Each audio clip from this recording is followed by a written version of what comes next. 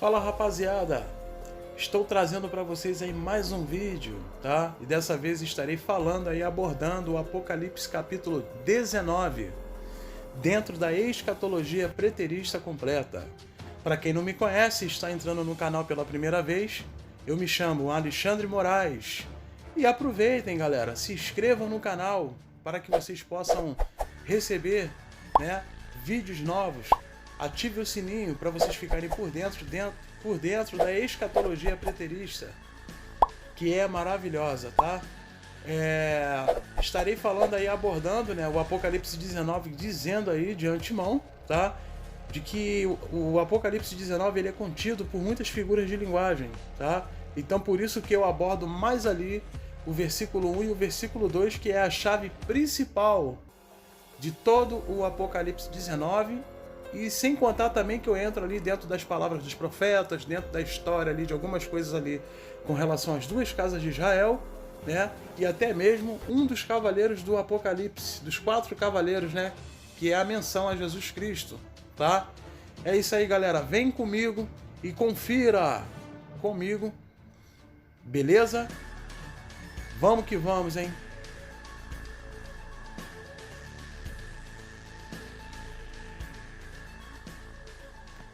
Vamos lá, galera.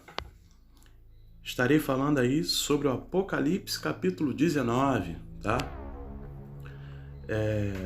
Quero deixar claro para vocês que eu não vou me prender muito no Apocalipse capítulo 19 todinho, tá? Até porque ele é contido por muitas figuras de linguagem, beleza? Então, apenas o início e o final aí do Apocalipse 19, de acordo com a escatologia preterista completa, é claro, a gente já consegue identificar, os pontos principais com relação, tá, à visão aí, dentro da escatologia preterista completa, até porque estarei fazendo pareamentos com as palavras aí de profeta Isaías, Jeremias, e as próprias palavras de Jesus Cristo, que vão testificar, o contexto ali do Apocalipse capítulo 19, beleza?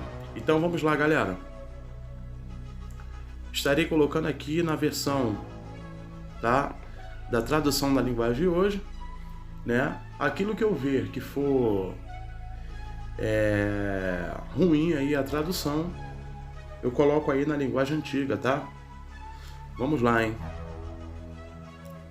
Apocalipse capítulo 19. Vamos iniciar. Vamos lá. Vou marcar aqui só 1 ou 2 por enquanto, tá? Vamos analisar aí. Vamos lá. Depois disso ouvi no céu alguma voz forte, como se fosse a de uma grande multidão, que dizia: Aleluia! A salvação, a glória e o poder pertencem ao nosso Deus, Essa grande multidão aqui é aquela mesma multidão lá de Apocalipse capítulo 7, capítulo 14, onde ele vai falar ali dos 144 mil, e mais depois daqueles que estavam vestidos de branco, que são exatamente quem? São exatamente as 10 tribos do norte que se perderam em outras nações, e os desterrados, de Jacó, e mais aqueles que se tornaram prosélitos, tá? São exatamente esses, do qual foi dada a promessa aí para Abraão, de que muitas famílias da terra seriam abençoadas.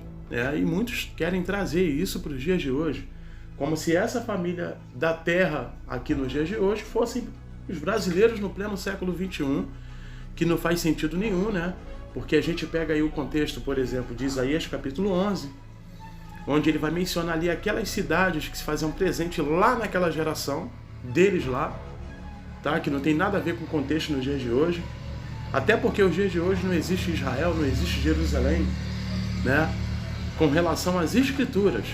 A Israel, a Jerusalém que está aí, é constituída pela ONU de 1948, que não tem nada a ver com nenhuma profecia por parte da Taná e da Torá. Então é conversa fiada, entendeu?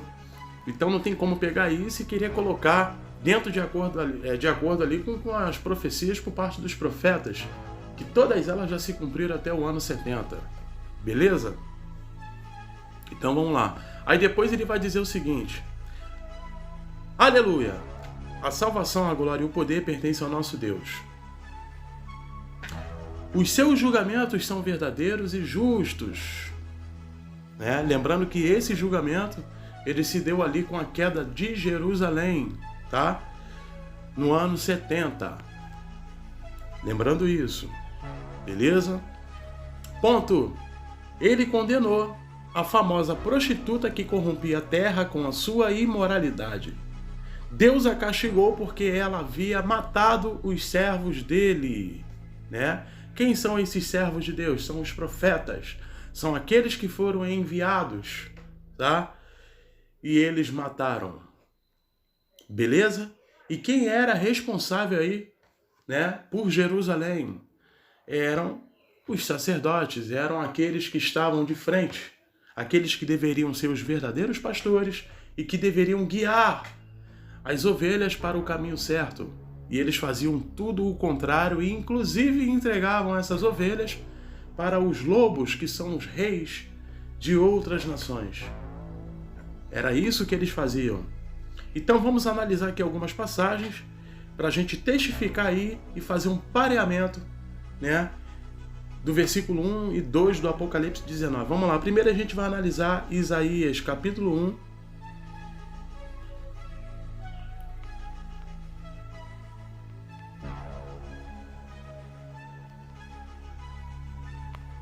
Isaías 1,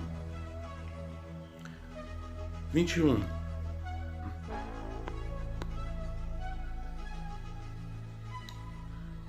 Olha aqui, ó. A cidade de Jerusalém era fiel a Deus, mas agora está agindo como prostituta. Estava cheia de gente boa e honesta, mas agora só ficaram assassinos. Quem são esses aqui? É a Igreja Católica? É o Papa? Ou Jerusalém? Vamos lá, hein? É os Illuminatis? Como muitos pregam aí, como muitos falam, né? Não, porque o anticristo, não, porque ainda vai ter aí, vai ser levantado aí, né? Pessoas, vai ser levantado aí líderes religiosos nos dias de hoje que vai aí perseguir a Igreja de Deus aqui no século XXI. Não sei que igreja que está aqui nos dias de hoje, né? E querem colocar isso aqui como a Igreja Católica, como o Papa. É simplesmente uma piada, cara. Vamos lá, hein? Continuando, hein? Vamos lá. Depois vocês conferem aí, tá, galera? Pegam todo o contexto, eu não vou ler tudo aqui para não estender muito. Olha só, hein? 57, Isaías 57,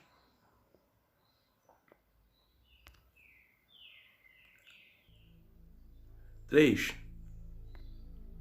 Olha aí, ó. O Senhor Deus diz: venha cá para serem julgados seus filhos de uma feiticeira, raça de adúlteros e prostitutas. Olha aqui, ó. Olha aí, ó. Vamos lá, mais uma, hein? Mais uma. Ezequiel 16. Ezequiel vai dizer o seguinte, olha só. Olha o que Ezequiel vai mencionar, ó. Ezequiel 16, do 1 ao 19. Olha só. Olha aqui, ó. O Senhor falou comigo de novo. Ele disse: homem mortal, mostre a Jerusalém as coisas nojentas que ela tem feito.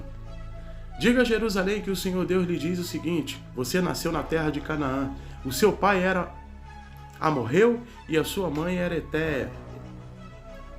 Olha aí, ó. Quando você nasceu, ninguém cortou o cordão do seu umbigo, nem lhe deu banho, nem esfregou sal em você, nem a enrolou em panos. Ninguém teve dó bastante para lhe fazer qualquer uma dessas coisas.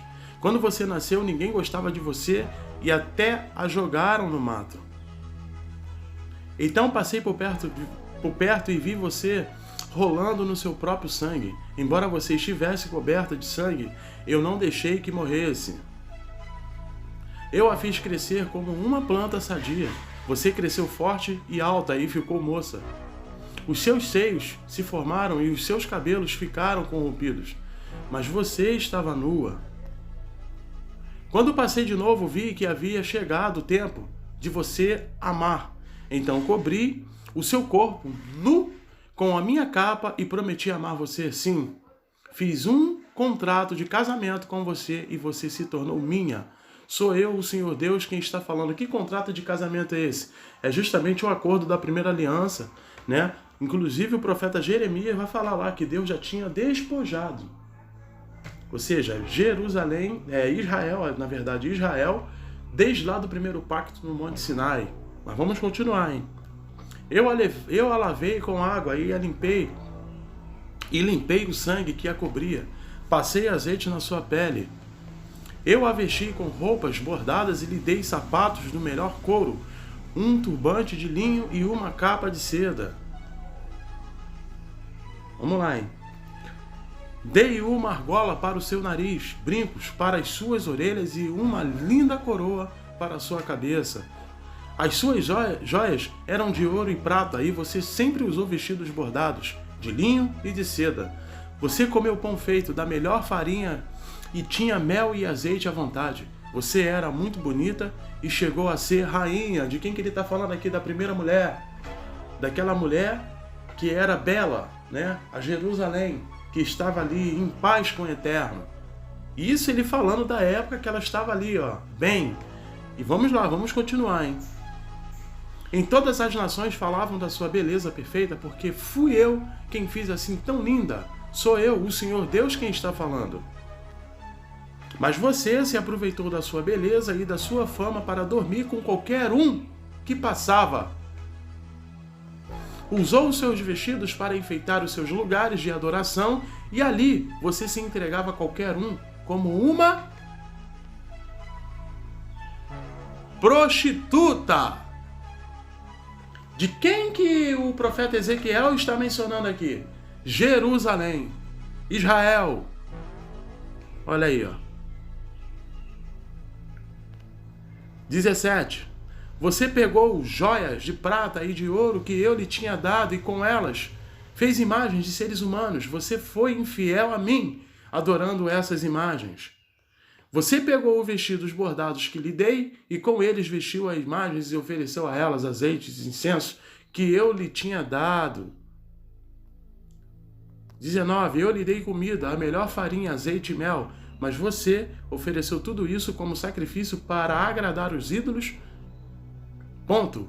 Sou eu, o Senhor Deus, quem está falando, né? Isso aqui é Ezequiel, né, fazendo aí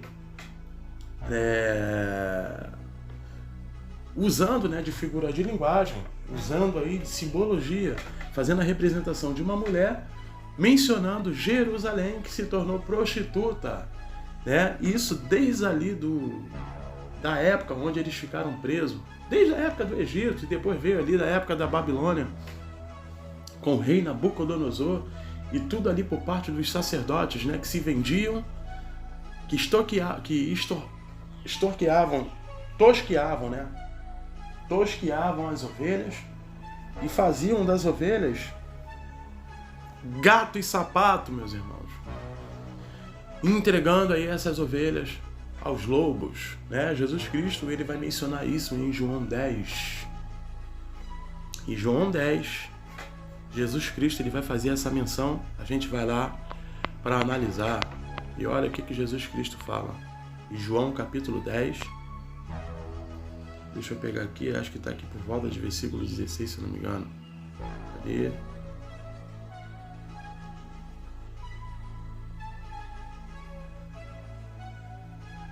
Aí, ó. Eu sou o bom pastor, o pastor da vida pelas ovelhas. Um empregado que trabalha somente por dinheiro.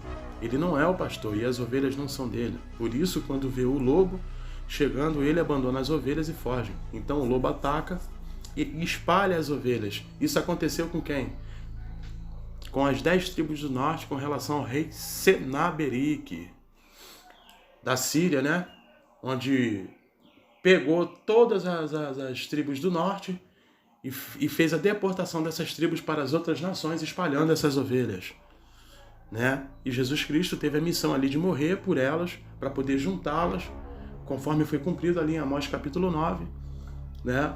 Onde todas essas ovelhas se juntaram ali após a morte de Jesus Cristo no Ato dos Apóstolos. Olha aí, ó. O empregado foge porque batalha somente por dinheiro e não se importa com as ovelhas. Assim como o Pai me conhece, eu conheço o Pai, assim também conheço as minhas ovelhas e elas me conhecem. Eu estou pronto para morrer por elas. E muitos querem colocar isso aqui para o mundo cosmos, né? Tem outras ovelhas que não estão neste curral. Eu preciso trazer essas também. São justamente aquelas que estavam perdidas em outras nações, com outras tribos, que são as tribos do norte. Jesus Cristo ali era da tribo de Judá, então só tinha ali a casa de Judá, com duas tribos, que era Levi e Judá, né?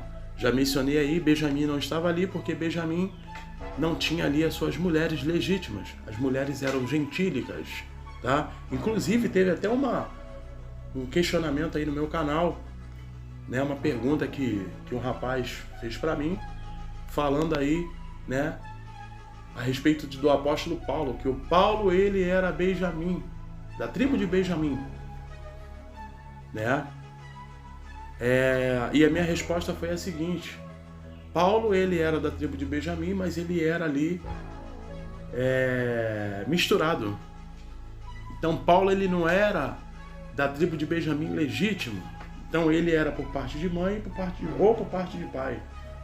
Aliás, ele era Benjamim por parte de pai, né? Não por parte de mãe, por parte de pai, porque mãe era gentílica, né? E isso desde a história ali de Gibeá, onde eles cometeram ali, né? Acho que, se eu não me engano, estupro, né? Na história de Gibeá, Deus fez com que todas as mulheres de Benjamim fossem aniquiladas ali, não tivesse mais mulheres. Então Benjamim, para poder manter a sua descendência, teve que ter relações sexuais com as mulheres de outras nações.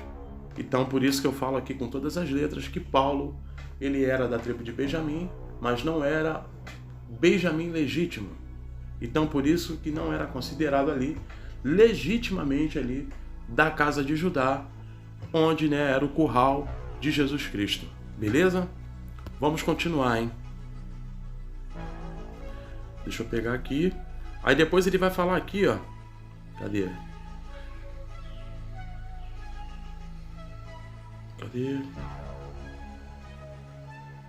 Olha aqui, ó. Aí ele vai mencionar aqui, ó. Todos os que vieram antes de mim são ladrões e bandidos. Quem são esses? São exatamente os sacerdotes, pô. O próprio profeta, né, Malaquias, vai jogar tudo isso no peito deles, né? Porque os sacerdotes roubavam a Deus lá no templo, pegando os melhores dízimos para eles, né? As melhores ofertas, e dando para Deus merda para Deus, dando animal coxo, animal aleijado, e simplesmente roubando a Deus. E a gente pega vários líderes religiosos aí, né, nos dias de hoje, e colocando esses ladrões de Malaquias capítulo 10 como se fosse a gente aqui no pleno século XXI, que é uma piada, uma bizarrice, né? Aí lê o capítulo 2 de Malaquias, está lá quem é o ladrão lá, dentro do contexto, dentro da exegese lá de Malaquias. Os sacerdotes, ou seja, aqueles que vieram antes de Jesus Cristo. Ponto. Aí ele vai falar que eu sou a porta, quem entrar por mim será salvo. Poderá entrar e sair e achará comida. O ladrão só veio para roubar, matar e destruir. Quem é esse ladrão? Sacerdote. Os sacerdotes, esse é o contexto, tá? Porque os sacerdotes eram que matavam, eles eram que roubavam, eles eram que fazia e acontecia, o que pintava os canecos, tá? E não amavam ninguém. Eles simplesmente assassinavam todos os profetas ali, todos eles. Jesus Cristo, Estevão foi apedrejado, tudo por eles. Todos eles foram mortos por eles, porque eles incitavam ali na época de Jesus Cristo o próprio Império Romano para poder matá-los. Tanto Jesus Cristo como os apóstolos, tá? Que são as duas testemunhas do Apocalipse capítulo 11. Quem quiser se aprofundar, tem um vídeo meu aí falando das duas testemunhas, vai lá, tá?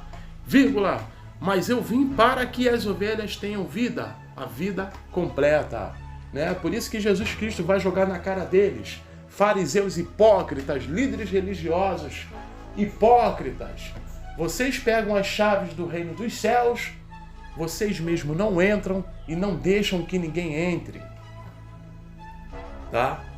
Porque na verdade a missão do sacerdote ali era simplesmente guiar as ovelhas de Israel a praticar as instruções do Eterno, porque era isso que dava espiritualidade e vida para eles. Ou seja, praticar o decálogo, tá? Os 10 mandamentos, para que eles não cometessem mais ali iniquidade, que é ir contra as instruções de Deus. Beleza? Vamos continuar, galera. Vamos lá, hein? Vamos continuar, galera. Agora vamos analisar aqui Jeremias, tá? Vamos lá.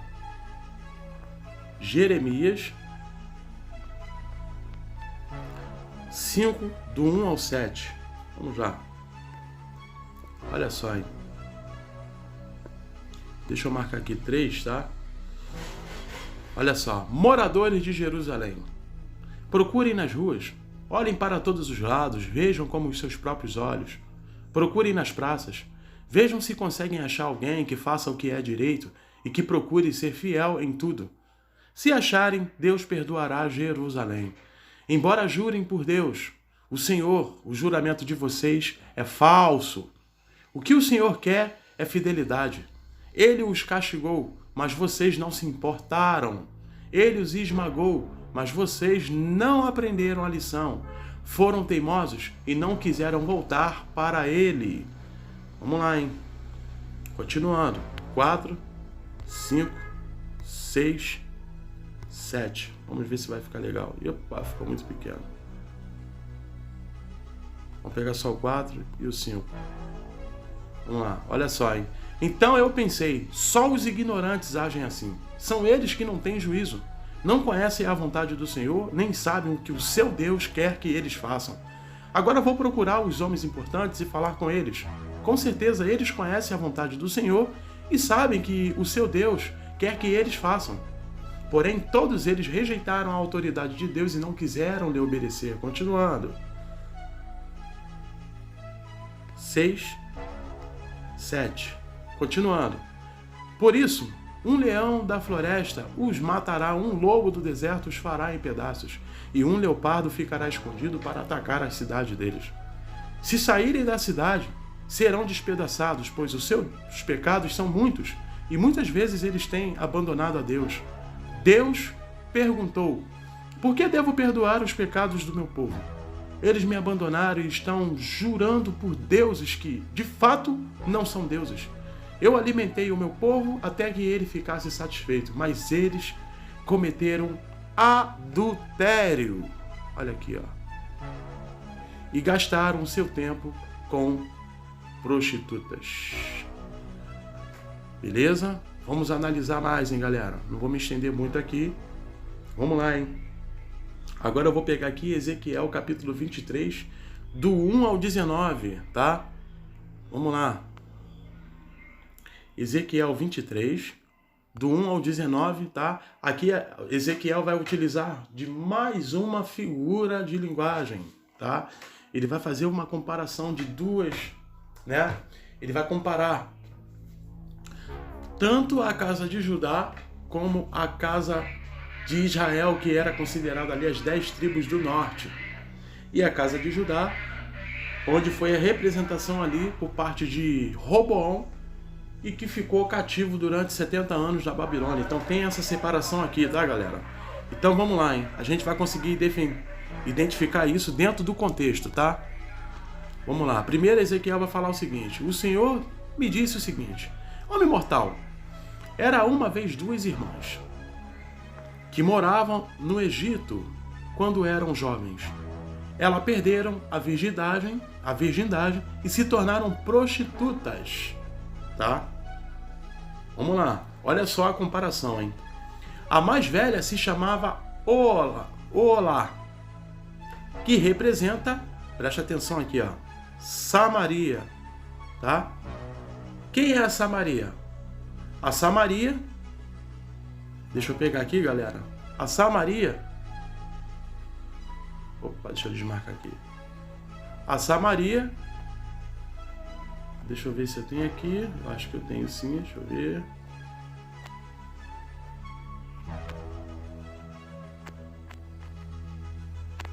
Aqui, ó. A Samaria, galera, é isso aqui, ó. Cadê? Tá vendo aqui? Deixa eu puxar isso aqui pra cá. Ó. A Samaria é isso aqui, galera. As 10 tribos do norte que estavam aqui, ó, tá? Essa é a representação de Samaria, tá? As 10 tribos do norte, beleza? Voltando lá, hein? Vamos lá. Aí depois ele vai falar, preste atenção, grave isso aqui, o Olá, que é a representação de Samaria, e a mais nova, tá? Que é Olibá. Quem é a representação de Olibá? Que representa Jerusalém, tá? E Deus aqui ele vai falar que se casou com as duas casas e que elas deram filhos. A gente vai continuar. Olibá é quem? É a casa de Judá, Jerusalém, tá? Voltando lá pro gráfico. Olha aqui, ó. É a tribo do sul, constituída ali por Roboão. É a mesma que ficou presa durante 70 anos como cativo, tá? E foi daqui que saiu Jesus Cristo. Então Jesus Cristo, ele precisava pregar primeiro para a casa de Judá, para depois sim, após a morte dele, as 10 tribos que estavam perdidas em outras nações, que são os efraimitas, Samaria, pudessem ser resgatados, que está ali em todas as passagens por parte dos profetas, os desterrados de Israel. Os desterrados de Jacó, aliás, Israel, o nome Jacó, Israel, que precisavam ser resgatados. Por isso que Jesus Cristo vai falar em João 10, que ele precisava, né, trazer de volta, trazer aqueles que eram dele, que estavam presos em outras nações. Inclusive dentro da escatologia futurista bizarra, tá? Que é bizarra mesmo, ridícula. Eles querem colocar isso aqui para os dias de hoje, implantando aí o universalismo cristão, pô. A gente tem aí Evangelho da Graça se colocando dentro das cartas do apóstolo Paulo, como se o apóstolo Paulo estivesse pregando e tentando resgatar a gente aqui no pleno século XXI brasileiro, que é simplesmente uma piada e uma falácia, né? Porque é óbvio que se a gente trouxer para os dias de hoje, o apóstolo Paulo vai estar se contradizendo com as próprias palavras dos profetas, porque não faz sentido nenhum. Então, na verdade, todos os gentios eram considerados quem? Eram considerados esses daqui, pô. E por que eles eram considerados gentios? Porque eles não faziam parte da casa de Judá. Ou seja, não eram judeus. É disso que se trata. Entendeu? Não tem segredo, meu mano. Isso aqui tá tudo no Nanataná, cara. Não tem segredo, é porque as pessoas têm preguiça, cara, de estudar. Preguiça de analisar, preguiça de se aprofundar, entendeu? É isso. E muitos que entendem, muitos que têm esse entendimento por uma questão de conveniência, porque vai contra a fé, tá? Não falam, não explicam a verdade para as pessoas e aquilo que realmente está nas escrituras, cara. Simplesmente vão além do que está escrito. Mas vamos voltar lá para o exemplo, tá? Do que eu estou lendo aqui. Vamos lá, hein? Aí depois ele vai dizer o seguinte: embora fosse minha, Olá continuou a ser prostituta e estava louca pelos seus amantes da Síria. É? E por que ele fala isso? Porque Jeroboão se corrompeu, se prostituindo com outros povos, né? Com os ídolos. Não só Jeroboão, como aqueles que sucederam eles. E Deus ficou de saco cheio, ficou, né, brabo, e simplesmente o que ele fez? Usou aí o rei Senaberique, né, para poder deportar as 10 tribos do norte e elas se perderem em outras nações. Aí depois ele vai dizer aqui: eles eram soldados de uniformes vermelhos, nobres e oficiais, graduados, todos eles jovens, atraentes oficiais da cavalaria. Oloá foi prostituta de todos os oficiais assírios, e a paixão dela a levou a se tornar impura, adorando os ídolos assírios. Ela continuou o que havia começado como prostituta no Egito, onde tinha perdido a virgindade. Né? Isso aqui, perdido a virgindade, eu menciono aí, né? Jeremias capítulo 31 vai falar lá, né? Que Deus havia despojado Israel lá na primeira aliança, no primeiro pacto no Monte Sinai. E essa mesma aliança foi quebrada pela Israel. Quebraram o pacto que o Eterno fez com ela, e ela se tornando prostituta e traindo ali o Eterno, cometendo traição, cometendo prostituição contra Deus. Desde os seus tempos de mocinha, os homens dormiam com ela e tratavam como prostituta. Por isso eu a entreguei aos seus amantes assírios, a quem ela tanto desejava. Eles as deixaram nua, prenderam seus filhos e filhas e depois a mataram com uma espada. Em toda parte as mulheres falavam a respeito do fim que ela teve. E que fim foi esse? Foi justamente a deportação e a aniquilação da cidade de Samaria e todas as tribos que estavam ali, que são as 10, se tornando, né, se misturando com as nações gentílicas e saindo completamente da proteção das mãos ali do Eterno. E só quem resta é quem? Somente a tribo de Judá, que vai até a época de Jesus Cristo com Levi e Judá. Vamos lá, 11. Apesar de ter visto isso, Olibá se tornou uma prostituta ainda mais sem vergonha e imoral do que a irmã. E quando que Olibá se torna prostituta? Ali por parte de Roboão, cometendo ali imoralidade com a Babilônia, desde a época ali do rei Nabucodonosor da Babilônia. Ela também se apaixonou pelos nobres e pelos oficiais assírios, soldados em uniformes vistosos, e pelos oficiais da cavalaria, todos eles jovens e simpáticos. E isso porque ela já tinha se contaminado antes, né? Desde a época de Roboão. Vi que ela era totalmente imoral, assim a segunda irmã seguiu o mesmo caminho da primeira. Olibá se afundou cada vez mais na imoralidade, foi atraída pelas figuras esculpidas na parede e pintadas de vermelho vivo. Eram figuras de altos oficiais da, olha aí, ó, Babilônia. Eles usavam cinturões e turbantes de luxo. Olha aí, ó. Logo que viu as figuras desses oficiais, Olibá apaixonou-se por eles e mandou que mensageiros fossem falar com eles na Babilônia. Os babilônios vieram para ter relações com Olibá, ou seja, com a casa de Judá. Eles se aproveitaram dela e cometeram com ela tantas imoralidades que ela ficou com nojo deles. Olibá ficou nua em público. Olha aqui, ó. E quem é que fica assim, meu mano? Diz pra mim. E todo mundo ficou sabendo que era prostituta. Eu fiquei revoltado contra ela, como havia ficado contra a sua irmã, que é a casa do norte, Efraim. Olha aí, ó. Ela afundou cada vez mais na prostituição, fazendo como nos tempos de moça, quando era prostituta, desde a época, né, do Egito. Aqui, ó. Quebrando ali a primeira aliança. Vamos lá, olha aí, ó. Ela ficou apaixonada por homens. Ela ficou apaixonada por homens sensuais, de membros grandes e tão famosos no seu desejo como jumentos e cavalos.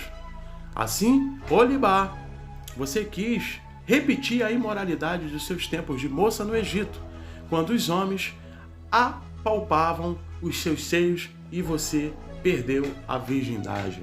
Olha aí, ó. E por que isso? Porque tanto a casa do norte, né, a Israel, por parte de Jeroboão, como Roboão também, a casa do sul, Jerusalém, se tornaram prostitutas. Beleza? É isso aí, galera. Vamos continuar aqui e vamos analisar uma outra passagem que está em Mateus capítulo 23, para a gente testificar isso aí, tá, galera? Deixa eu só finalizar aqui para dar a entrada. Vamos lá, hein? Beleza, galera? Vamos analisar aqui uma outra passagem que está em Mateus capítulo 23. Desculpa aí, tá, galera? O funk que tá tocando aqui é do vizinho aqui, mas infelizmente eu não tenho um outro local para fazer vídeo. Meu canal tá começando agora, não tem como investir, não tô ganhando dinheiro com o YouTube, tá? Então não dá. Peço desculpa a vocês aí, tá bom, rapaziada? Né? No momento o YouTube eu não tô ganhando nada. Justamente por ser um canal muito pequeno, tá? Mas é isso aí. Vamos lá, hein? Deixa eu pegar aqui.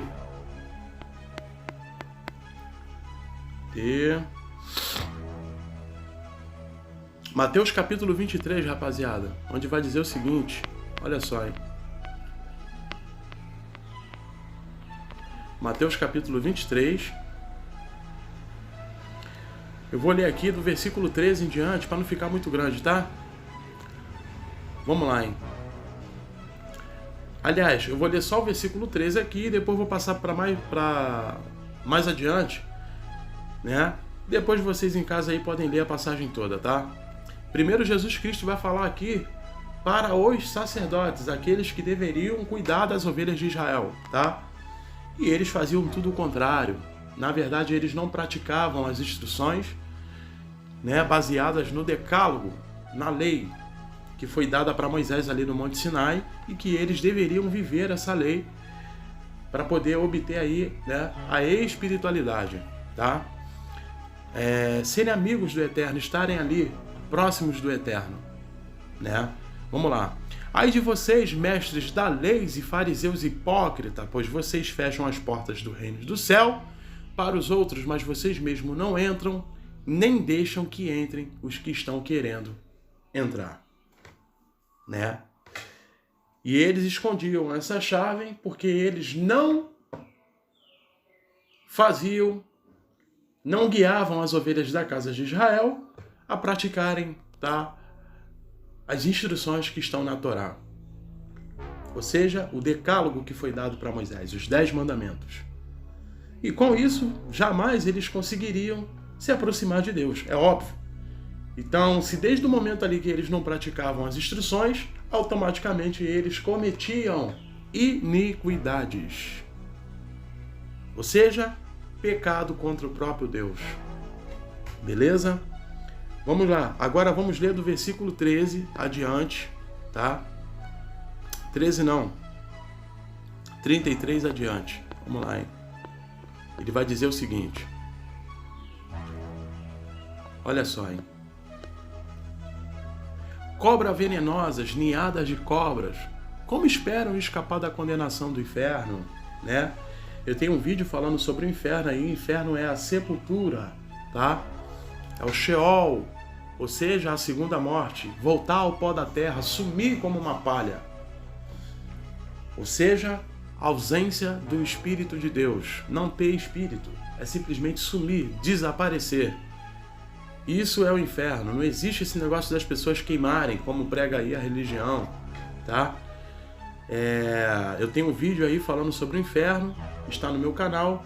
É só colocar lá na lupa lá e pesquisar inferno, que vai estar aí falando sobre o inferno e vocês podem assistir aí, né, onde eu dou mais detalhes, tá? Aí ele vai falar no versículo 34, pois eu lhes mandarei profetas, homens sábios e mestres. Vocês vão matar alguns, crucificar outros, chicotear ainda outros nas sinagogas e persegui-los de cidade em cidade. Né? E eles faziam isso como? Incitando simplesmente o Império Romano. O Império Romano mata Jesus Cristo porque foi incitado por eles. Por isso que o próprio Pilatos ali, ele diz o seguinte, eu lavo as minhas mãos. E são vocês que estão condenando esse homem, que estão matando esse homem. E na verdade foi exatamente o que aconteceu.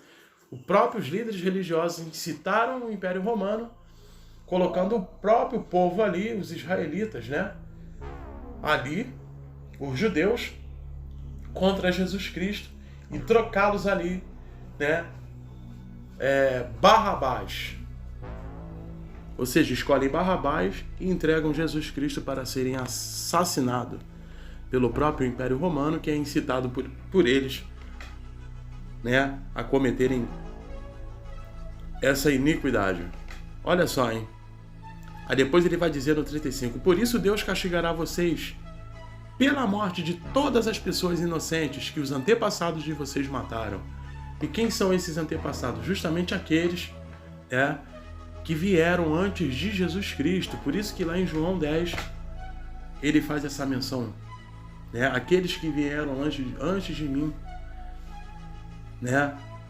são assassinos. E está falando de quem ali? Dos sacerdotes, ladrões. Desde a morte do inocente Abel até a morte de Zacarias, filhos de Baraquias, tá? Isso aqui tá errado, galera. Isso aqui não é Baraquias, tá? Tá errado isso aqui. Depois vocês podem pesquisar aí no Google e analisar, é um outro nome, tá? Na verdade, Zacarias foi filho de outra pessoa e não de Baraquias, tá bom?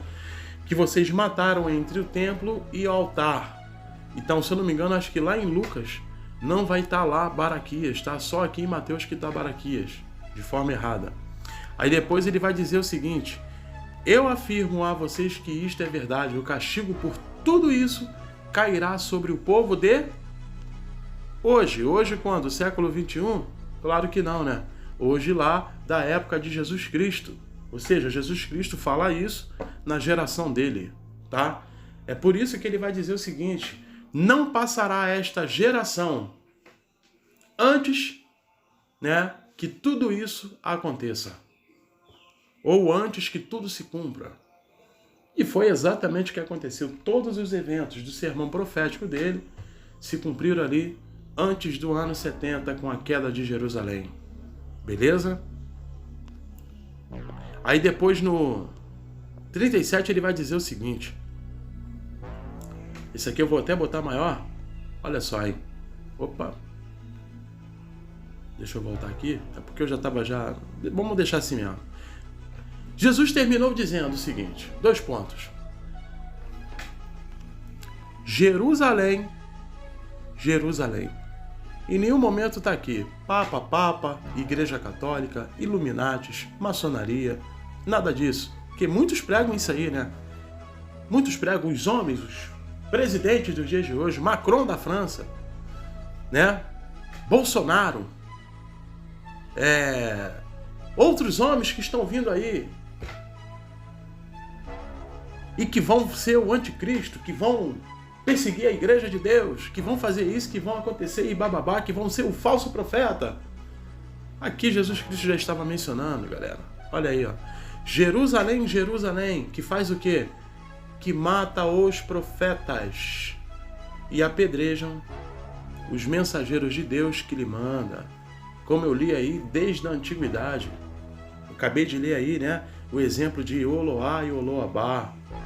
As 2 casas de Israel, Judá e Samaria. Já desde aquela época eles faziam isso, cometiam todas essas imoralidades.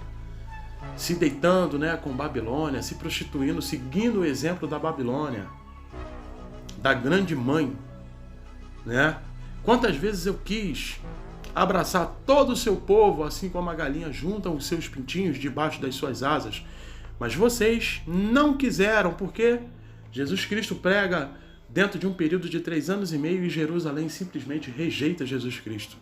Caga para Jesus Cristo, literalmente, e eles não aceitam as palavras do Messias. Correto? E por eles não aceitarem, o que acontece? Vamos continuar. Olha só, hein? Olha o que acontece aqui, ó. 38.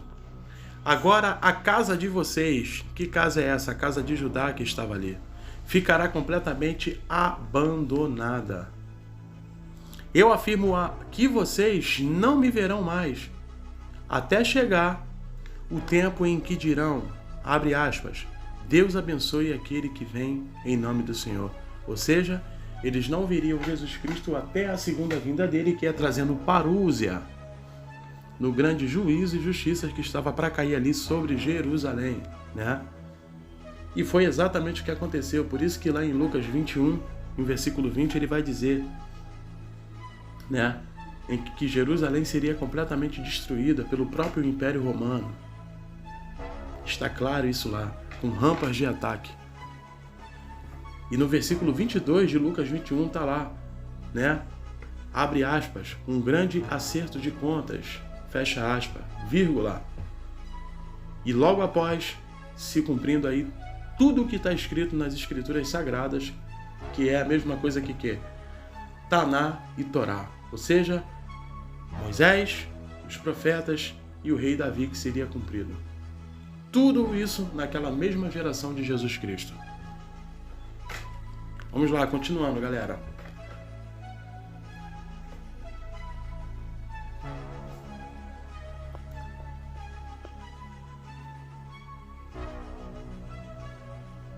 Beleza.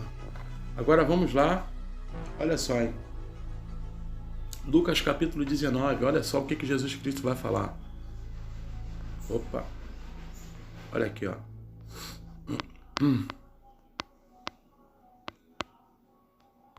Lucas capítulo 19.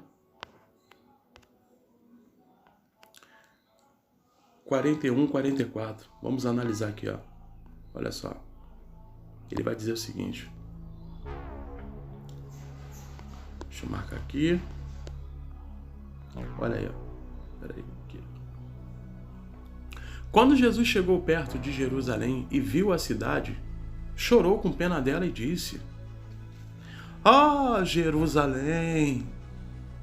Se hoje mesmo você soubesse o que é precioso para conseguir a paz. Mas agora você não pode ver isso." E por que eles não podiam? Porque eles certamente, dentro de uma predestinação, jamais iriam conseguir enxergar, né? Por isso que Jesus Cristo vai falar que aqueles que eram deficientes físicos, visuais, né? Eles conseguiam verdadeiramente enxergar, e aqueles que estavam bens fisicamente, né, da vista, não conseguiam enxergar a espiritualidade que Jesus Cristo estava trazendo, justamente por causa disso. Porque eles não iriam aceitar nunca. Já eram considerados ali como filhos da própria perdição, pô. Então não teria como enxergar. Pois chegarão os dias em que os inimigos vão cercá-la, né? Com rampas de ataque, como eu já tinha mencionado, e vão rodeá-la e apertá-la a todos os lados. Esse rodear aqui, galera, está lá em Apocalipse 11, onde eles apertam o cerco ali durante o período de 3 anos e meio, né? Tanto que no Apocalipse 11 vai falar ali, os pagãos pisarão ali o pátio do templo. O templo teria que estar de pé, óbvio, tá? Ponto. Eles destruirão completamente você e todos os seus moradores. Quem é você? Você é Jerusalém. Segundo o contexto e a exegese aqui. Não ficará uma pedra em cima da outra. Jesus Cristo já tinha falado isso. Que os líderes religiosos acharam ele um louco. Como é que pode, Jesus Cristo? Os nossos antepassados demoraram 40 anos para poder construir esse templo. E você vai dizer que em 3 dias vai reconstruir isso aqui? Pô, para de falar, Senhor Jesus. Isso é uma piada. Você é um mentiroso. Você é um babaca, você é um bundão, pô. Falar um negócio desse, uma loucura dessa, pô. E eles não entendiam, né, que Jesus Cristo ali estava utilizando de figura de linguagem, de que aquele templo ali passaria a ser o corpo dele, né? E o povo, as 7 igrejas da Ásia seriam a sua própria, o templo do Espírito, a própria igreja. Olha aí, ó. Porque você não reconheceu o tempo em que Deus veio visitar, veio para salvá-la, né? Visitá-la. Então Jesus Cristo ele veio para poder salvar Jerusalém. Jerusalém recusa. Por isso que lá em João capítulo 1 vai falar o seguinte: Jesus veio para os seus, mas os seus não rejeitaram, pois todos quanto o aceitaram tiveram o privilégio de ser chamados filhos de Deus. E muitos aí dentro da escatologia futurista universalista querem trazer esse contexto para os dias de hoje, como se Jesus Cristo ali, como se João estivesse Jesus Cristo falando ali, né, mencionando, né, que esses que aceitaram Jesus Cristo é como se fossem os gentios aqui nos dias de hoje, entrando em contradição ali com as próprias palavras dos profetas.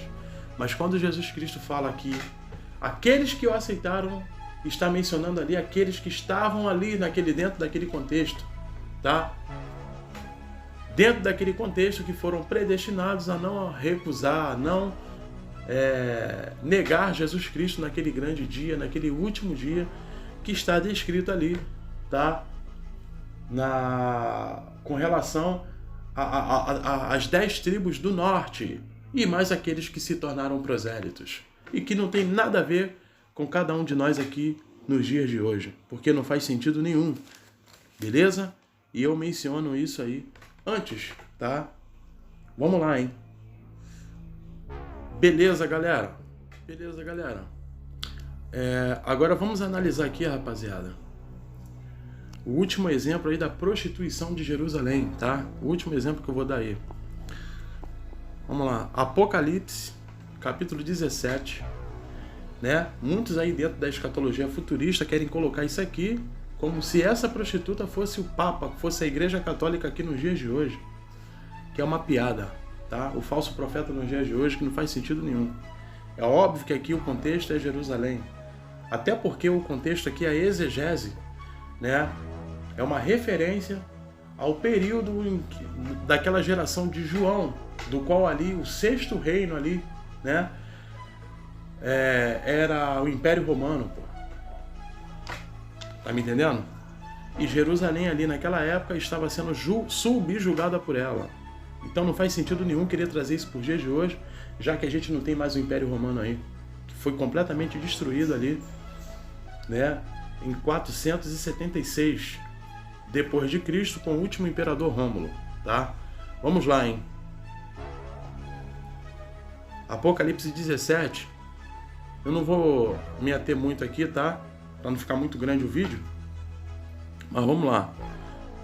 Eu vou ler primeiro aqui o 1, para a gente entender o contexto, tá? Ele vai dizer o seguinte: então um dos 7 anjos que tinham as 7 taças veio me dizer: venha, eu vou lhe mostrar como será castigada a famosa prostituta. Por que famosa prostituta? Porque ela já se prostituía desde lá do Egito. Então a prostituição não era só ali na época, na geração de Jesus Cristo, por parte daqueles líderes sacerdotes que estavam lá, né? Que eram os representantes ali de Jerusalém, da casa de Judá. Beleza? Aquela grande cidade que é construída perto de muitos rios. Que grande cidade é essa? Quem era considerada como grande cidade? A própria cidade de Jerusalém. Beleza?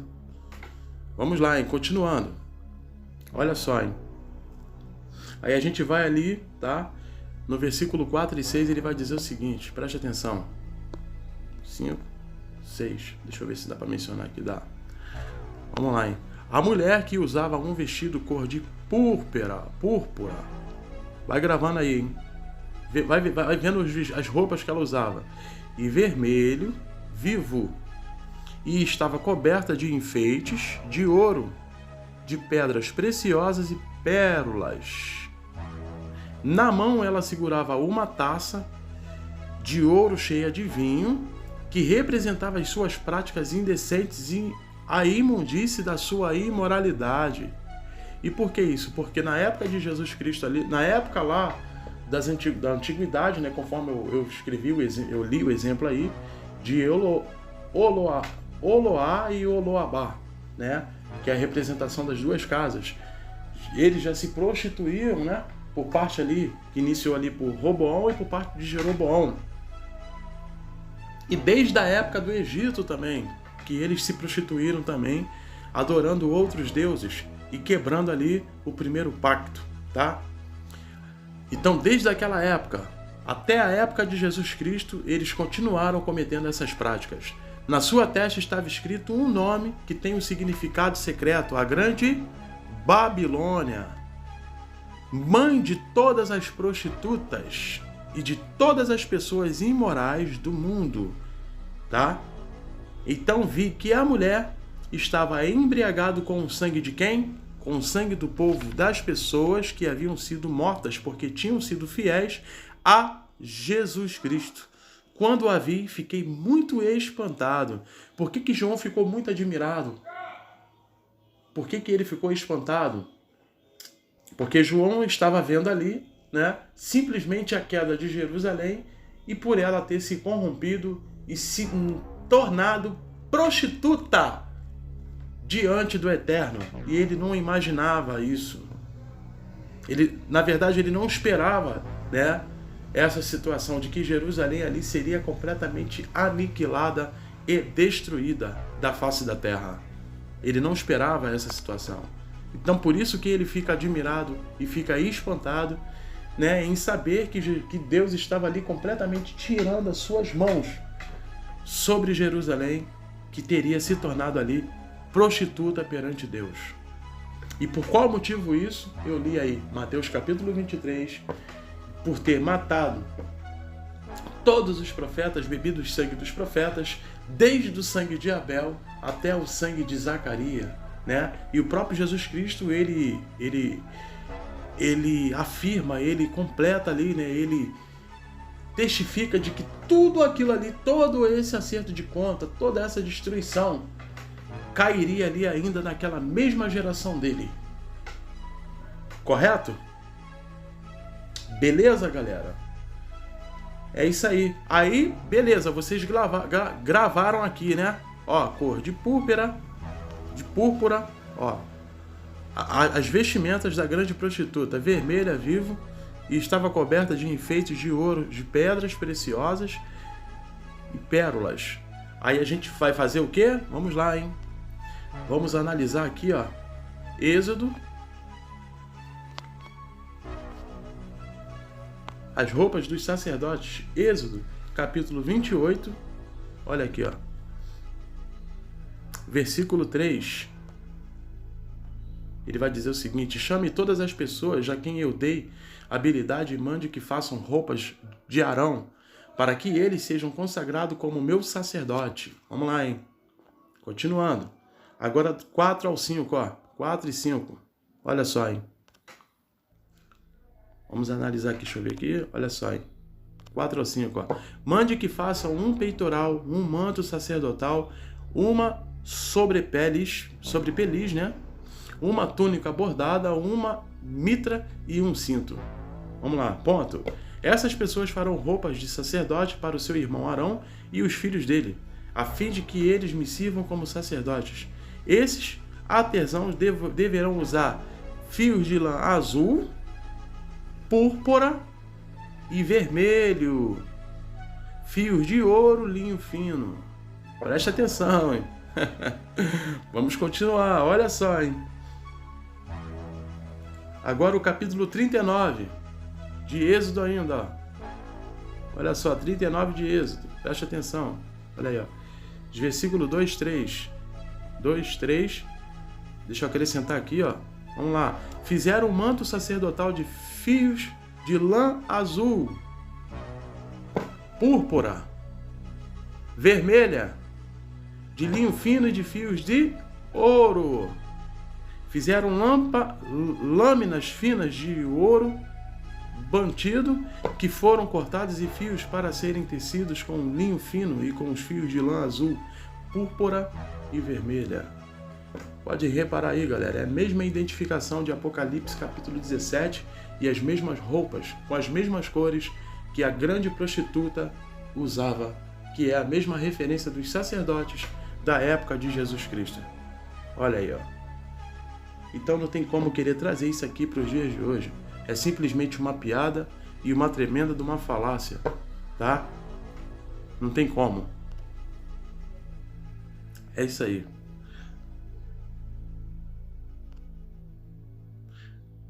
Vamos lá, galera. Galera, vamos voltar lá para o Apocalipse capítulo 19, tá? Vamos lá, hein?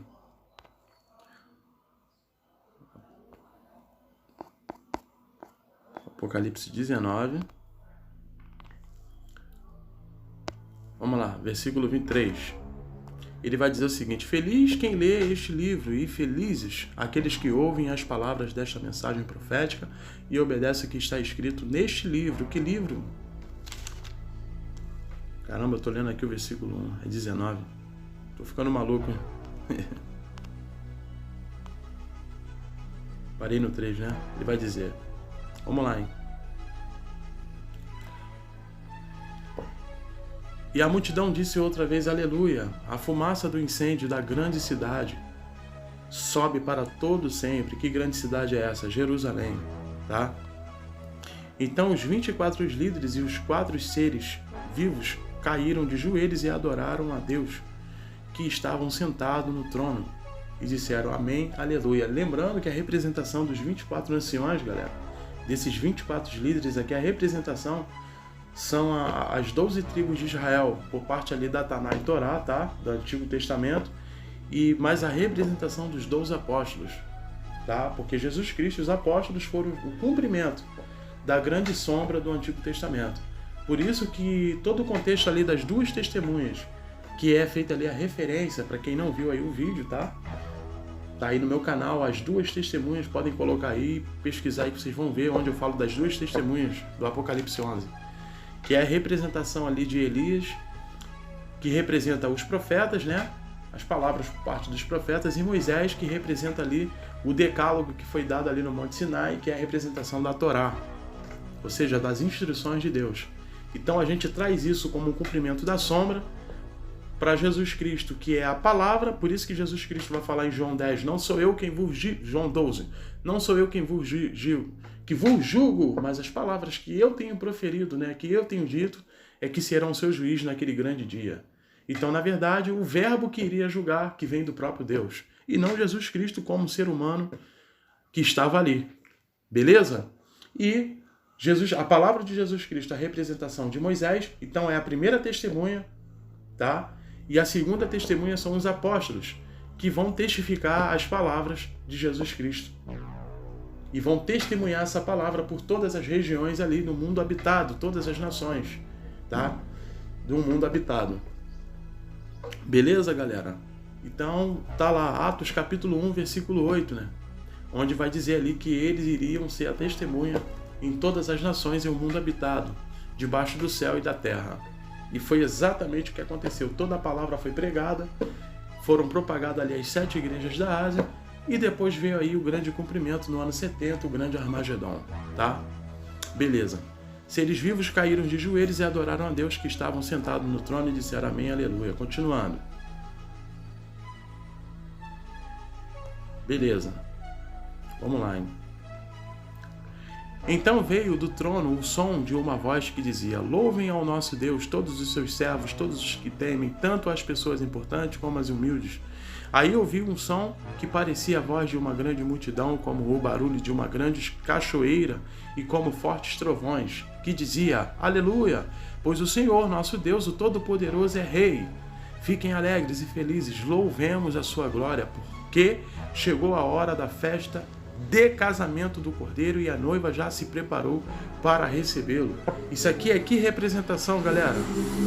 É a representação da Nova Jerusalém, onde eles largariam esse corpo, né, conforme o apóstolo Paulo vai mencionar em 2 Coríntios capítulo 5, e entrariam com o corpo glorificado, se parecendo com o próprio Eterno, tá? Sendo como o próprio Deus, perfeitos na Nova Jerusalém, e ali não tendo mais dor, morte, pranto, mais nada disso, tá?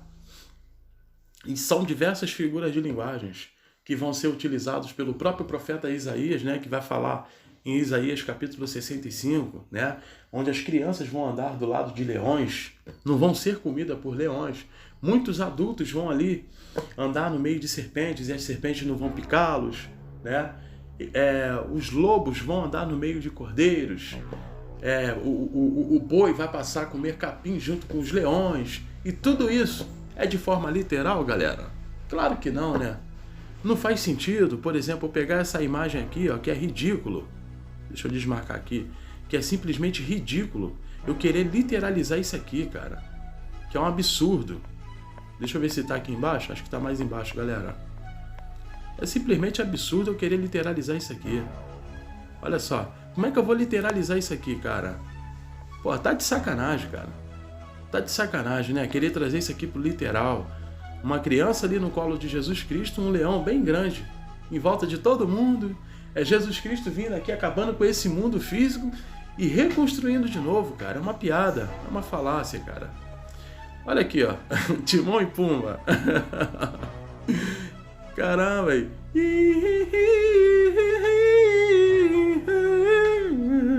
Pô, tá de sacanagem, cara. Tá de brincadeira, meu mano. Querer literalizar isso aqui, cara.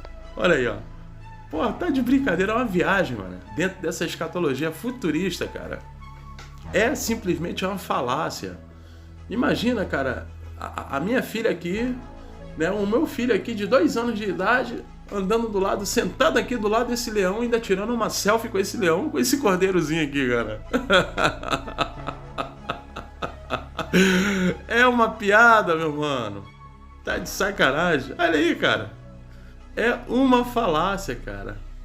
Em breve, um novo mundo. Eu não sei que em breve é esse, cara. Eu não sei que em breve é esse. Porque ali no contexto de Apocalipse vai mencionar lá, eu já estou às portas. Jesus Cristo falando, Tiago testificando, pô, as palavras deles. Aí, ó. A criança do lado de um leão tirando uma selfie. E o leão não come essa criança, cara. Não tem vontade de comer carne. Aí muitos alegam assim, mas para Deus nada é impossível. Pô, você é um Deus muquirana, cara. Um Deus muquirana safado, meu irmão. Que tá de sacanagem, cara. Esse Deus da religião é sem nexo, é sem lógica, meu mano. Que não é brincadeira não, cara.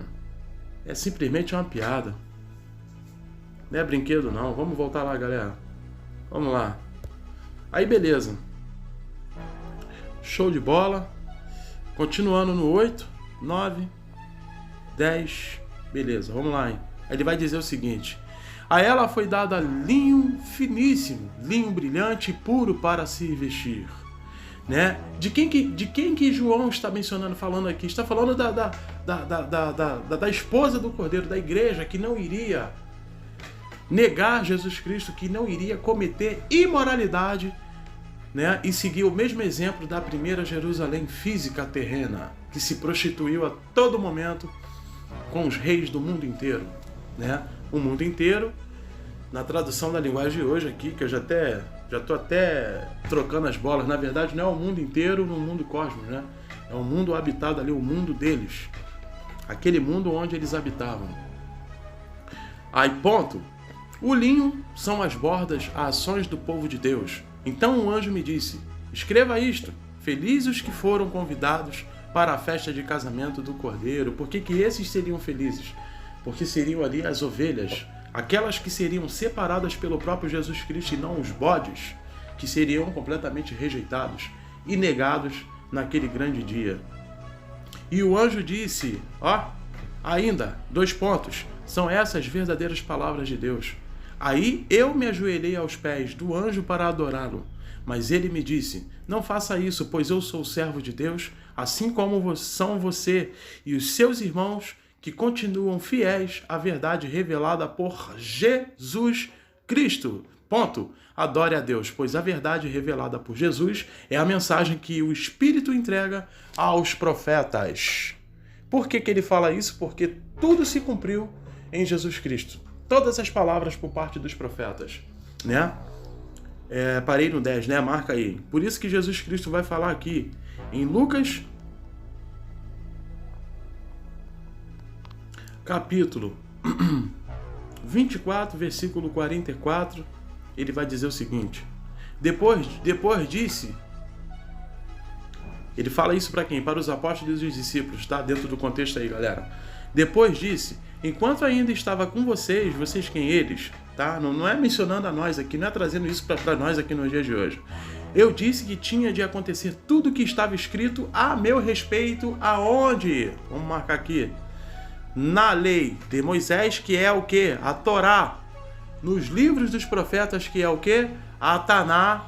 E nos salmos, que é o quê? A Taná também. Correto? Vamos lá, hein?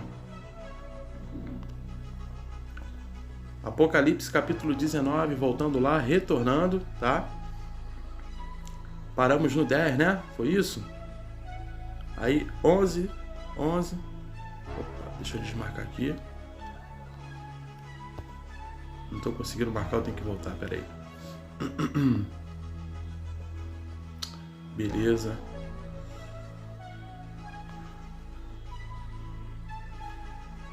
Deixa eu puxar aqui. 19. Vamos lá, 11.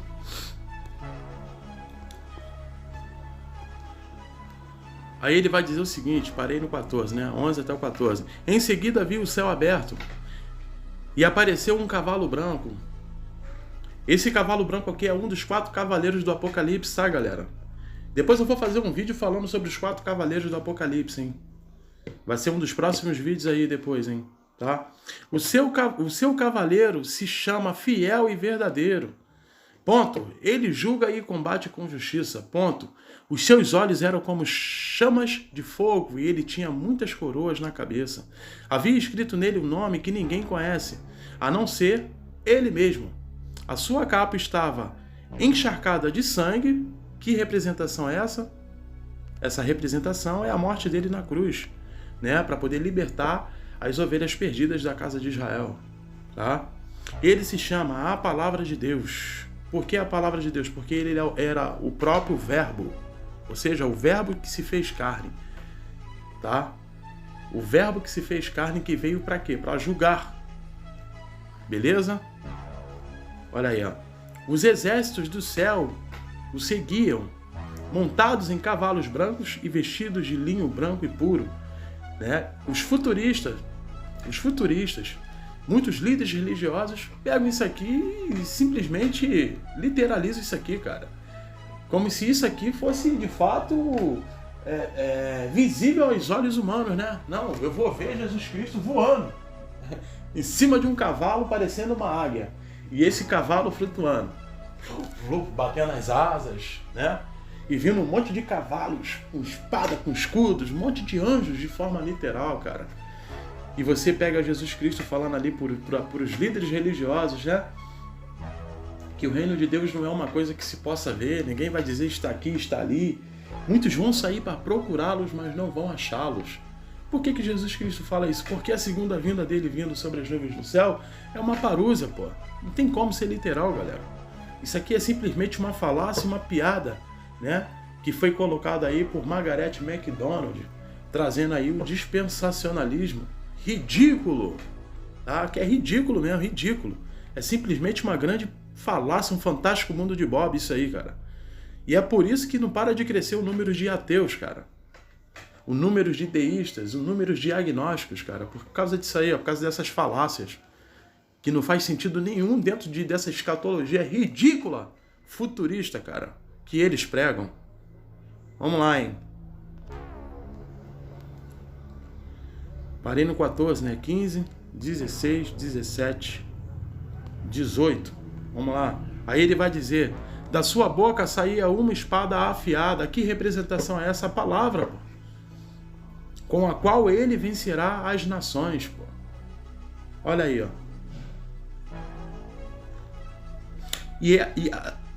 Essa espada afiada é a representação tanto da palavra que foi dada para Jesus Cristo, né, anunciar que é o próprio Verbo, o próprio Deus, como também o grande juízo que estava para cair lá. Ou seja, as grandes perseguições, né? Por isso que Jesus Cristo vai falar, não pensem vocês que eu vim trazer paz ao mundo. Que mundo é esse? O mundo deles lá. Eu não vim trazer paz ao mundo, mas vim trazer a espada. Eu vim para pôr os filhos contra os pais, as filhas contra as mães, as noras contra as sogras, né? Assim, os seus maiores inimigos serão seus próprios parentes. Por que Jesus Cristo fala isso? Porque o próprio povo dele iria matá-lo.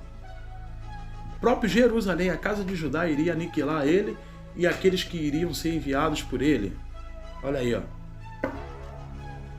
Tanto que furor da ira do... Aqui, ó, para você ver como é que é isso, ó. Ponto. Olha só, hein. Ponto. Ele as governará com uma barra de ferro e pisará as uvas no tanque do furor da sua ira, do Deus Todo-Poderoso. Que ira foi essa? Justamente trazendo aí, colocando o próprio Império Romano para fazer ali a batalha do grande Armagedon, conforme João vai falar no Apocalipse capítulo 20, né? Que a cidade, a grande cidade ali, o acampamento dos santos, seria cercada, né, pelo próprio Império Romano. E o Império Romano iria iniciar ali a batalha do grande Armagedon, que é a referência de Gog e Magog, de Ezequiel capítulo 38 e 39, que seguiu o mesmo exemplo, tá? Ponto. Vamos lá, hein? Então vi um anjo que estava de pé sobre o sol, figura de linguagem. Ele gritou com uma voz forte, dizendo o seguinte para todas as aves que estavam voando bem alto. E como isso seria literal? Não tem como. Venham e se juntem para o grande banquete de Deus, representação da Nova Jerusalém, porque somente lá eles teriam isso. Venham e comam a carne de reis, de generais e de soldados, de cavalos e de cavaleiros, e de todas as pessoas, sejam escravas ou livres, sejam importantes ou humildes. Isso aqui é tudo figura de linguagem, nada. Galera, nada disso aqui foi literal, porque Jerusalém, eles foram completamente massacrados. Jerusalém, Israel não existe mais nos dias de hoje. Então tudo isso aqui não tem como você literalizar. Não dá. Para querer trazer isso aqui para os dias de hoje, que não faz sentido nenhum. Nenhum. É óbvio que aqui ele está falando de uma nova Jerusalém. É óbvio. Vamos lá, hein? Parei, né? Cadê? Beleza. 19, 20, 21, galera, pra gente finalizar o nosso vídeo, tá? Pra gente finalizar aí o Apocalipse capítulo 19, hein? Vamos lá. Depois vi o monstro e os reis do mundo inteiro e os seus exércitos reunidos para lutar contra aquele que estava montado no cavalo e contra o seu exército. Repetindo. Depois vi o monstro e os reis do mundo inteiro e os seus exércitos reunidos para lutar contra aquele que estava montado no cavalo e contra o seu exército. Vamos ver aqui quem são, qual monstro ele está mencionando aqui. Vamos lá, hein? O monstro, aqui, ó. O monstro, tá? Foi feito prisioneiro junto com o falso profeta. Quem é esse monstro, galera? É justamente a primeira besta e a segunda besta do Apocalipse capítulo 13, tá? A primeira besta é o Império Romano e a segunda besta, que é o falso profeta, foi Jerusalém, que se tornou prostituta, se aliando ao Império Romano. Eu tenho aí vídeos falando sobre isso, tá? Eu tenho 3 partes falando sobre o Apocalipse 13. Quem quiser também pode assistir lá, onde eu me aprofundo aí sobre as 2 bestas do Apocalipse, tá bom? Olha aí, ó. Que haviam feito coisas espantosas na sua presença. Isso aqui é uma referência, né? Desde lá da época do Egito, desde a época, né, de Moisés, de Elias, de todos aqueles que faziam sinais e maravilhas e milagres por parte dos falsos profetas de Jerusalém, com aquelas coisas, vamos lá, continuando, hein? Com aquelas coisas, ele havia enganado os que tinham o sinal do monstro e os que haviam adorado a imagem do monstro, tá? A própria Jerusalém e Israel se aliando ao Império Romano fazia com que todos eles ali também tivessem debaixo, tá? De tudo que era adotado ali pelo próprio Império Romano. Beleza? O monstro e o falso profeta foram jogados vivos no lago de fogo, que é uma figura de linguagem. Inclusive eu tenho um outro vídeo falando sobre isso aí no meu canal, onde eu falo sobre o inferno, tá? Que queima com enxofre, uma figura de linguagem fazendo a representação da Geena. Geena era um local físico, literal ali, onde os judeus tinham o costume de jogar lixo, jogar animais mortos, né? E de forma literal ali, esse enxofre ficar queimando ali constantemente. Então por isso que tanto Jesus Cristo como o apóstolo João, ele escreve e coloca isso aí como figura de linguagem, que é a representação onde se joga ali animais mortos, coisas que morreram, coisas que não têm vida, que não têm utilidade, que não têm nada, né? E são completamente destruídos pelo fogo, onde nunca se apaga ali, né? Que também essa é a representação do enxofre que está sendo queimado ali, tá? A representação do inferno, ou seja, a ausência do Espírito de Deus, aquele que não tem vida espiritual, beleza? Que volta para o pó da terra, tá? Então, quem não assistiu, assiste um vídeo muito bacana falando sobre o inferno. Está aí no meu canal. Os seus exércitos foram mortos pela espada que saía da boca daquele que estava montado no cavalo branco. Quem? Jesus Cristo. E todas as aves comeram da carne deles até não quererem mais. Isso aqui foi por quê? Porque Jerusalém foi completamente aniquilada, morrendo mais de 1.100.000 de judeus ali em Jerusalém. E quando fala ali que Jesus Cristo, ele lutou, ele venceu, não foi literal, porque senão não faria sentido, né? Tanto o profeta Oséias como Zacarias falarem, né, que não será por cavalo, que não será por armas, por lanças, né, por nada disso que Jesus Cristo traria. E até mesmo Jesus Cristo vai falar para Pilatos que o reino dele não é desse mundo, e Jesus jamais iria pedir também para Pedro guardar a sua espada.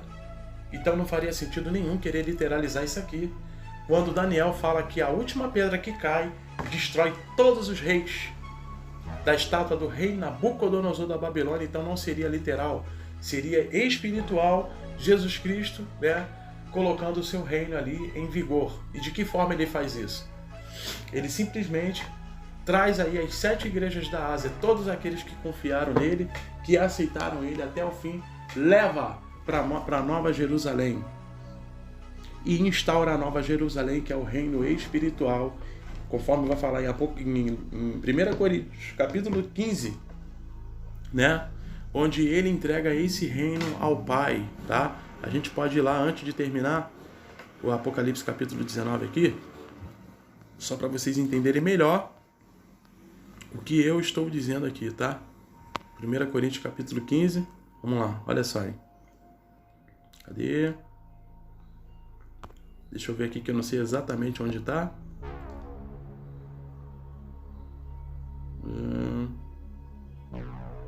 Beleza, aqui ó. Ele primeiro vai falar assim: assim como por estarem unidos com Adão todos morreram, assim também por estarem unidos com Cristo todos ressuscitarão, tá? Ele fala isso por quê? Porque tudo isso iria acontecer ali na grande consumação dos séculos, onde Jesus Cristo viria pela segunda vez, trazendo parúzia, né? Juízo e justiça, que é uma outra figura de linguagem. Ele vir sobre as nuvens do céu. E primeiro ele iria ressuscitar aqueles que morreram antes dele, para depois levar, sim, aqueles que estavam vivos, tá? Tanto que todos eles morreram de forma literal, né? O apóstolo João morreu 25 anos depois, aproximadamente. E foi também com ele, tá? Porque era das ovelhas perdidas da casa de Israel, e a promessa foi para eles torná-lo como reis e sacerdotes. Isso aonde? Na Nova Jerusalém. Aí depois ele vai falar no 23, porém cada um será ressuscitado na sua vez. Cristo, o primeiro. Por que Cristo o primeiro? Porque foi o primeiro a ressuscitar dentre os mortos. Depois os que são de Cristo. Esses depois que são de Cristo iriam ressuscitar quando? Somente após a consumação do grande século. Antes não teria como ninguém ressuscitar. Estariam presos, aguardando a segunda vinda de Jesus Cristo para se cumprir todas as profecias. Beleza? Então não faria sentido. Por isso que vai falar aqui, ó, vírgula, quando ele vier. Entendeu? Então somente na segunda vinda dele que iria cumprir isso aqui. Isso aqui cumpriu primeiro, porque foi necessário. Jesus Cristo carrega todas as iniquidades dos israelitas, morre na cruz ali, se torna maldito, é separado completamente da espiritualidade de Deus, né? O Espírito de Deus sai completamente de Jesus Cristo. Jesus Cristo vai para o inferno, desce à sepultura, né? Por isso que é falado lá que ele visitou e pregou para anjos que estavam em prisões, tá? Estavam também com os espíritos presos. Estavam todos no inferno lá, mortos, aguardando aí a segunda vinda de Jesus Cristo para se cumprir Daniel capítulo 12. Olha aí, ó. Beleza? E depois, após o terceiro dia, para se cumprir também uma das profecias, ele ressuscita depois de 3 dias. Ganhando de novo ali, trazendo de novo a espiritualidade do próprio Eterno. Tá? Então ele foi o primeiro, para depois sim, após dele, né? Após a consumação dos séculos, todos também se tornassem como ele. Beleza? É isso aí, galera. Aí depois ele vai falar aqui, ó, que após acontecer tudo isso, quando ele viesse, então viria o fim. Que fim é esse? O fim de todas as coisas, o fim de todas as profecias e a grande consumação do século que se deu no ano 70. Cristo destruirá todos os governos espirituais, todas as autoridades e poderes. Quem são esses? Espíritos que caíram do céu, conforme prega a religião? Não. Todas as autoridades que estão destinadas ali a quem? Ao Império Romano e ao falso profeta Jerusalém terrena. Correto? E após acontecer tudo isso, o que ele faria? Olha aqui, ó. Ele simplesmente vai pegar... Deixa eu marcar aqui. Ele simplesmente vai pegar... Deixa eu botar aqui grande. Ele simplesmente vai pegar e vai entregar o reino a Deus e o Pai. Que reino é esse? É o reino milenar. Porque enquanto as 7 igrejas estavam aqui, os discípulos estavam pregando, propagando o evangelho, fazendo as obras maiores que o próprio Jesus Cristo falou, que prometeu que eles fariam, né? Porque eles iriam complementar, eles iriam fazer propagar e trazer dentro da prática todos os desterrados de outras nações e reunir ali as 12 tribos e restaurar ali a casa de Davi. Então após isso, o que Jesus Cristo iria fazer após a consumação do grande século? Entregar o reino a Deus o Pai. Então, quando Jesus Cristo entrega o reino a Deus, o Pai, o que acontece? É simplesmente, né, cumprido aí Apocalipse capítulo 21, onde é instaurado a nova Jerusalém. E acabou. E Deus já passa a não ter mais nada a ver com esse mundo. O mundo é simplesmente entregue aos seres humanos, né? Os verdadeiros malignos que somos nós aqui nos dias de hoje. Ou seja, aqueles que não têm nada a ver com as ovelhas perdidas da casa de Israel. Até porque, galera, o mundo ele só foi feito, tá? Por causa deles. Tanto por causa de Jesus Cristo, como por causa das ovelhas perdidas da casa de Israel, que eram considerados como seus filhos. Os seus eleitos, aqueles que foram escolhidos a dedo, tá? É isso aí, rapaziada. Finalizando mais um vídeo aí, o Apocalipse capítulo 19, dentro da escatologia preterista completa, beleza?